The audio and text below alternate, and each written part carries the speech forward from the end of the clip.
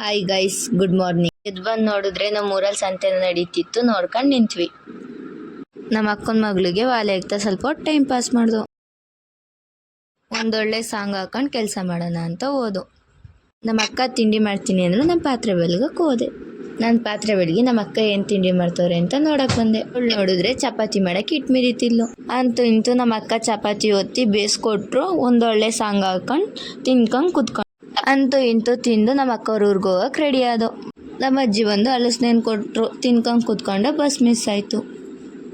ಹಲಸಿನ ತಿನ್ಕೊಂಡು T V ನೋಡ್ಕೊಂಡು ಕೂತಿದ್ಲು. ಸಿಪ್ಪೆ ಅದು ಹಣ್ಣೆ ಅದು ಅಂತಲೇ ಗೊತ್ತಿರಲಿಲ್ಲ ಪಾಪ, ಅದನ್ನೇ ತಿಂತಿಲ್ಲ. ಹೆಂಗೋ ಮಿಸ್ ಆಯ್ತಲ್ಲ ಬಸ್ಸು ಅಂತ ನಾನು ತಿನ್ಕೊಂಡು ಕೂತಿದ್ದೆ. ಹೆಂಗೋ ಬಸ್ ಮಿಸ್ ಆಯ್ತಲ್ಲ ಅಂತ ನಮ್ಮ ಅಜ್ಜಿಗೆ ಅಡುಗೆ ಮಾಡೋಕ್ಕೆ ನಮ್ಮ ಅಕ್ಕ ಸ್ವಲ್ಪ ಹೆಲ್ಪ್ ಮಾಡಿದರು. ಅಂತೂ ಇಂತೂ ಬಸ್ ಬರ್ನಿಲ್ಲ, ಆಟೋದಲ್ಲೇ ಹೊಂಟ್ವಿ. ಅಂತೂ ಇಂಥ ಬಿಸಿಲಲ್ಲಿ ಅಕ್ಕನ ಮನೆಗೆ ಬಂದು ಇವತ್ತಿನ ದಿನನ ಮುಗಿಸ್ತಿದ್ದೀನಿ. ನಾಳೆ ಸಿಗೋಣ ಗೈಸ್.